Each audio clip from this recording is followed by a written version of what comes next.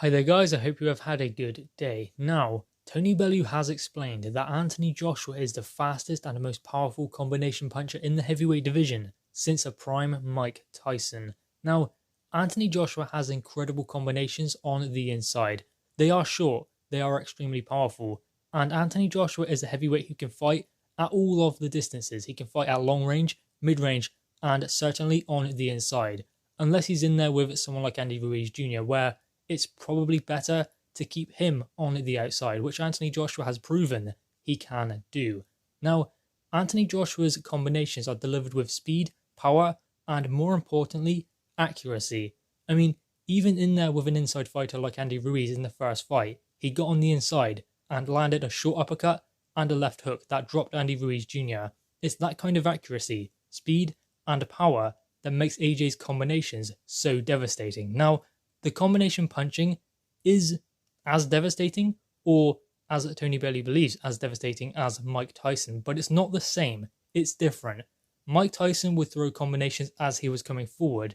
He would bob and weave, move his head, and get on the inside, avoiding punches as he was coming forwards, then landing his own devastating punches. He wouldn't set it up with a jab. So Mike Tyson was being elusive on his way forward, bobbing and weaving around punches, then getting off his own short, powerful and accurate punches like Anthony Joshua does, but Anthony Joshua sets up his combination punches behind a jab. So he starts at that long range, uses his jab as a rangefinder, and to make sure that he gets that jab into the face of his opponent to kind of blur their vision so they don't see the combinations coming. Then he uses his footwork to get close to his opponent, to close that distance, to get to that mid-range or close range, because Mike Tyson was, 5'10", 5'11" at the most. So he was a lot smaller than Anthony Joshua and therefore needed to get on the inside to land his combination punches, whereas Anthony Joshua is 6'6" and more physically imposing than Mike Tyson. So Mike Tyson had to get on the inside,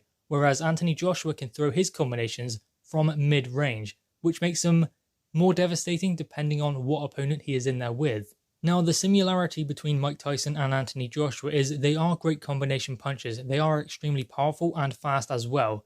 I wouldn't say they have the huge knockout one-punch power of some other heavyweights. Maybe that's not the case. They do possess one-punch power, but ultimately it's the accuracy, speed and power and fundamentals more so than anything that makes their punches so devastating. I mean, the speed at which Anthony Joshua can deliver his punches is incredible, especially when he can do it at all of the ranges, long range, mid range, and on the inside. He's proven that throughout his previous fights, especially at world level. He can get those combinations off, and ultimately, what he also is able to do is use his footwork and angles to make sure he doesn't get countered too often. Of course, that happened in the Andy Ruiz Jr. fight, but he lost his shape, and he wasn't really all there. He wasn't thinking about what was coming back, but Anthony Joshua, when he fully respects and understands what is in front of him, that is when Anthony Joshua understands he needs to use his feet and his positioning, his movement as well, and angles to make sure he doesn't get countered when he does close that distance.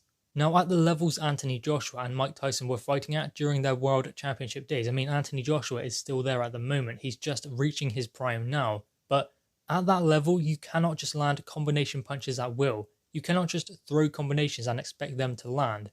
They have to be considered. They have to be set up. Anthony Joshua has proven he can do that in the Povetkin fight, because Povetkin would have been defending against that right hand throughout the whole build-up to the Anthony Joshua fight.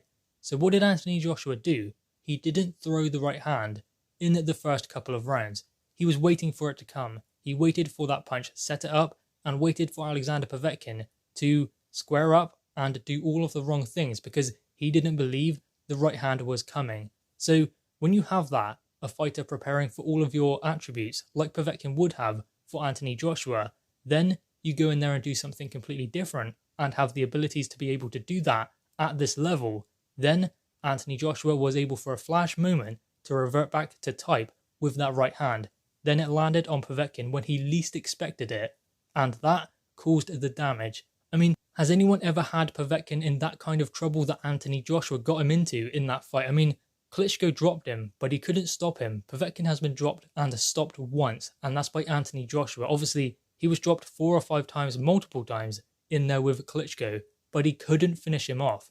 Anthony Joshua did, and it was the surprise factor that caught Alexander Povetkin out more so than anything else, because if he knew that right hand was coming, then he would have been able to set his feet and be ready to take it, at least take some sting out of the punch. But it was the surprise factor that caught him out. Then look at the combination in the follow-up to that punch. Extremely accurate, and that is one thing that can be more devastating than just one big punch power. And the reason why we can liken Mike Tyson to Anthony Joshua as opposed to liking Mike Tyson to, say, Deontay Wilder, Wilder has one big punch, one big shot.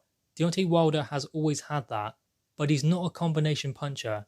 Nowhere near the level of Mike Tyson and Anthony Joshua, so that one big punch has always been used to get him out of jail. The one big punch that makes up for his lack of boxing fundamentals and skills, and maybe that ability to land those kind of power punches in bunches as opposed to just one big punch at a time, because Wilder seems to land one big punch and that seems to work. But what happens if he cannot land that one punch? He then needs to go back to fundamentals and look at landing shorter shots that maybe don't have the same kind of power, but ultimately they are scoring blows, and start breaking down the opponent. Because if he's in there with someone like Tyson Fury, who knows how to defend against that right hand, then he's in trouble, because he doesn't have anything else to revert to. Whereas if Anthony Joshua's right hand does not work or gets taken away, he's proven he can do other things. Like in the Povetkin fight, didn't use the right hand up until that point. He was using it, but ultimately not that punch that he was looking for. He was setting it up the whole time, but he stayed in there and was winning rounds against a world-level opponent like Alexander Povetkin, still wasn't using his best weapon. And ultimately, Deontay Wilder cannot do that, and that has been displayed in the two Tyson Fury fights. And a lot of boxing skill starts with the feet. I know it sounds crazy because obviously you punch with your hands, but your feet can change everything. Look at Wilder in the second fight. Tyson Fury was positioning him in a certain way so that his right hand was taken away, and so that Tyson Fury's power punches were felt more greatly and had a greater effect on a Deontay Wilder than they would have done if he had set his feet ready to take those kind of punches. Anthony Joshua, on the other hand, has good footwork, good positioning as well. So Anthony Joshua always has a space to move into because he's always controlling things behind his jab. So if he has a jab and goes around to the side, he has a space to move into and reset himself to take punches or to land his own counters, because Anthony Joshua doesn't have great head movement, but he has good lateral movement. What Anthony Joshua also does is catches shots on the gloves, so he's not like the Tyson Fury kind of style of avoiding punches and being elusive. It's not necessarily like that. It's catching shots on the gloves, then countering. So ultimately Anthony Joshua's style, considering his defensive movements, like lateral movement and catching shots on the gloves, you would think that, okay, that is brilliant for a long-range boxer, but not for someone who's fighting up on the inside or fighting at that mid-range, because obviously catching shots, you don't want to be taking too many power shots, catching them on the gloves, because some of the power still gets through and eventually you're going to get caught by taking that many punches on the gloves. So that is why you do need to be active and make sure that you are dishing out your own punishment and not just soaking up punishment from your opponent. And the difference can be seen between Anthony Joshua and Tyson Fury. Look at Tyson Fury. He's an elusive back foot fighter. I know he was a front foot fighter in that fight with Deontay Wilder, but his best attributes and what we have seen from him mostly through his career was a back foot style being very elusive and awkward. Tyson Fury is always looking for space to move into. He always has space to move into. His footwork is so good and he's so elusive that he is able to counter someone when they rush in. And ultimately, he's able to get back to the center of the ring where there's room to move into behind him. Anthony Joshua is actually similar to that, but with a different style. So Anthony Joshua uses the ring, uses the space to move into in order to set himself and find those combination punches, because Anthony Joshua needs to find a way to set them up. He doesn't bob and weave his way forward like, say, Mike Tyson would. He sets it all up with the jab. Then he can get to that mid-range or on the inside to land those short shots. The best one, I think we will all agree, is the uppercut and left hook. The reason why that is so devastating is because Anthony Joshua sets up with that jab, but he closes the distance extremely fast, moving his feet. And for a big guy, he moves his feet extremely well. I mean, I know Tyson Fury has this stigma around him that says that he's brilliant with his footwork, and extremely fast considering he's so big, but so does Anthony Joshua. He's brilliant with his feet and how fast he can move them, and that is why he is able to get that uppercut off, because what he does to land that is he closes the distance, then he whips that uppercut up the middle. And the reason why that punch is so effective is because when he closes the distance, he gets on the inside and his opponent is caught with a jab, so it makes them go back, but their feet come square. So Anthony Joshua then can land the uppercut, because if they turned sideways and tried to avoid that shot, Anthony Joshua would not be able to land the uppercut because the opportunity would not be there. There would be no target to hit. So he closes that distance very quickly, lands that uppercut, and that knocks the head back of his opponent. Then comes the left hook. But the thing is, in there at this type of level, you cannot just expect to land those kind of punches. They must be set up with a good jab, or the style of, say, Mike Tyson. Because, as I have said previously, Anthony Joshua and Mike Tyson, as Tony Bellew explained, might have great combination punches with extreme power and accuracy, and be similar in those ways.